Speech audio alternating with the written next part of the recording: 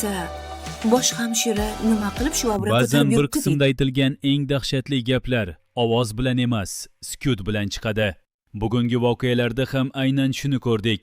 Kimdir panjara ortida turib ham o'zini mag'lub deb hisoblamayapti. Kimdir esa butun umr boylik va hokimiyatga suyanib yashab, birgina kechikkan haqiqat oldida ichidan yemirilib boryapti. Eng og'iri esa shundaki, bu qismda mehr bilan hirs, ona degan nom bilan egalik hissi, kechirim bilan qasos bir-biriga shunchalik yaqinlashdiki, qaysi tuyg'u, qaysi niqob ortida turganini ajratish tobora qiyinlashib qoldi. Nazokatning bugungi holati tashqaridan qaraganda qulashdek ko'rinadi, lekin uning ichki psixologiyasiga e'tibor bersak, u hali ham o'zini aybdor emas, faqat omadsiz deb o'ylayapti. Mana shu juda xavfli nuqta. Chunki chinakam pushaymon bo'lgan odam yo'qotgan narsasini emas, buzgan taqdirlarni o'ylaydi. Nazokat esa hanuz boylikni haqqim deb tasavvur qilmoqda. U odamlarning pulini, ishonchini, uyini, umrini tortib olishni jinoyat deb emas, kuchlilar o'yini deb ko'radi. Tomoshabin ko'rgan eng muhim detal ham shu bo'ldi. Qamalish uning xarakterini sindirmadi, aksincha ichidagi haqiqiy tubanni ochib tashladi. Endi u niqobsiz. Va niqobsiz yovuzlik ko'pincha niqobli yovuzlikdan ham xavfliroq bo'ladi. Nazokat o'z kamerasida yolg'iz o'tirganida atrofdagi sovuq devorlar unga quloq solmaydigan dunyoni eslatardi. U oldin shu devorlar ortidagi odamlarni past ko'rar, ularning hech biriga achinmasdi. Endi esa o'zi ana shu devorlar ichida. Lekin u bu vaziyatni o'zining xatosi deb qabul qilish o'rniga hali ham bularning hammasi tasodif, omadsizlik yoki kimdir unga qarshi fitna uyushtirgan deb o'ylaydi. U ichida o'sha mashhur ayolning qiyofasini saqlab qoldi. O'zini hamma narsaga loyiq deb biladigan, hech qachon xato qilmagan va xato qilishga haqqi yo'q deb hisoblaydigan ayol. Uning ko'zlarida hali ham o'sha olov bor edi. Faqat hozir u yonayotgan emas, kuydirayotgan edi. Sodiq Turg'unovichning ichki o'zgarishi esa butun qismning eng achchiq, eng kechikkan uyg'onishidir. Bir paytlar pul hamma narsani hal qiladi, imzo esa taqdirni boshqaradi deb yashagan odam endi imzo orqali qanday talanganini tushunyapti. U uy hadya qilinmaganini anglagan paytda shunchaki mulk ketganini emas, o'zining aqliga chang solinganini his qildi. Bu yerda gap faqat hujjatda emas. Bu erkak uchun eng og'ir zarba. O'zini hali ham boshqaruvda deb o'ylab yurgan mahalida allaqachon boshqarilayotganini bilib qolish.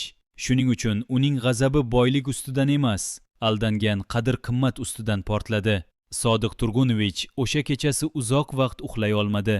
U yonboshdan yonboshlarga ag'darilib, har bir imzolagan hujjatini, har bir ishongan odamini esladi. Uning xotirasida nazokatning yuzi o'ynar edi. O'sha iliq tabassum, o'sha ishonchli ko'zlar, o'sha siz menga ishoning, men sizni hech qachon aldaman degan va'dalar. Va endi bu va'dalarning barchasi changga aylangan edi. U o'rnidan turdi, derazaga chiqdi va tunda yorug'liksiz ko'chalarga qarab turdi. Hayotida birinchi marta o'zi tanlagan yo'l noto'g'ri ekanligini anglab yetdi. Ammo anglab yetishning o'zi yetarli emas edi. U endi bu xatoning oqibatlarini o'z ko'zlari bilan ko'rayotgan edi. Aynan shu sabab u ilk bor unga bergandan ko'ra bechoraga beraman degan ruhiy holatga keldi. Bu juda katta burilish. Demak, Sodiq endi faqat molini qaytarib olishni emas, o'z gunohlarining ichidan tozalanishni ham boshlayapti. Lekin bu tozalanish oson bo'lmaydi. Chunki kech anglangan haqiqat odatda qutqarish bilan birga jazoni ham olib keladi. Sodiqning oldingi kibrli qarorlari bugun boshqa odamlarning hayotiga yopishib qolgan. Shuning uchun uning tavbasi shaxsiy bo'lishi mumkin, ammo oqibatlari ijtimoiy. U endi bir ayolning hiylasidan emas, o'zi yaratgan muhitdan aziyat chekmoqda. Atrofida odamlar nega shunchalik sovuq, nega sadoqat pulga bog'langan, nega bir imzo bilan hamma tomonga yugurish mumkin bo'lib qolgan. Buning ildizi ham o'sha eski kibrda. U yana o'sha hujjatlar oldiga qaytdi. Har bir varaqni astalik bilan ko'zdan kechirdi. Qo'llari biroz titrar edi. U hayotida ilk bor o'zi boyligini yig'ish uchun emas, boshqalarga yordam berish uchun imzo chekishni o'ylardi. Bu tuyg'u unga begona edi, lekin ayni paytda qandaydir yengillik ham keltirardi. U ichida kech bo'lsa ham to'g'ri yo'lga qaytish mumkin deb o'ziga tasalli berardi. Ammo bu tasalli uning ichidagi og'irlikni butunlay ketkiza olmadi. Chunki u endi bilardi, o'tgan xatolarni tuzatish uchun faqat imzo emas, ko'proq narsa kerak. Qismning katta kuchi shunda. Yovuzlik birdan paydo bo'lmaydi. U avval qulay sharoit izlaydi. Matluba va Hasan tomoni esa bu qismning yuragi bo'ldi. Ularning Ilyos uchun tayyorlagan kichik syurprizi tashqaridan oddiy tug'ilgan kun sahnasi bo'lib ko'rinadi. Lekin aslida butun serialning ma'naviy qarshi qutbidir. Bir tomonda pullar, imzolar, tortib olingan uylar, yolg'on da'volar. Ikkinchi tomonda esa qorong'ida yashirilgan bir velosiped, bolalarning kulgisi, esdan chiqib ketgandek ko'ringan. Hasan va Matlubaning uyidagi baxt yana bir jihatdan muhim.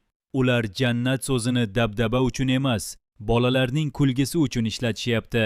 Bu juda katta farq. Uy jannatga aylanishi uchun u katta bo'lishi shart emas. U yerda inson o'zini xavfsiz his qilishi yetadi va aynan shu xavfsizlik hissi boshqa sujet chiziqlaridagi xarobalikni yanada aniqroq ko'rsatdi. Chunki kimdir hamon boylik ortidan yugurib o'zini yo'qotyapti. Kimdir esa ikki bola kulgisi uchun tongdan kechgacha yashashga kuch topyapti. Matluba ertalab turishi bilan bolalarni maktabga tayyorlash bilan band edi. U Ilyos va boshqa bolalarning nonushtasini tayyorlar, ularning kiyimlarini tanlashga yordam berardi. Uning ko'zlarida bir cheksiz mehribonlik bor edi. Bugun maktabda qanday kun bo'lishini o'ylab ko'rdingizmi? Deb so'rar u bolalardan. Ilyos esa hali ham ertalabki quvonch bilan kechagi kabi ajoyib kun bo'ladi deb javob berardi. Bu oddiy dialoglar orqali butun bir xonadonning iliq muhiti namoyon bo'ladi. Ularning uyida har bir kun yangi baxt va kulgilar bilan boshlanardi. Hasan esa ishdan qaytgach bolalarni parkka olib borar yoki ular bilan uyda o'yin o'ynar edi. Uning bolalarga bo'lgan mehrini ko'rib, odam hayratda qolar edi.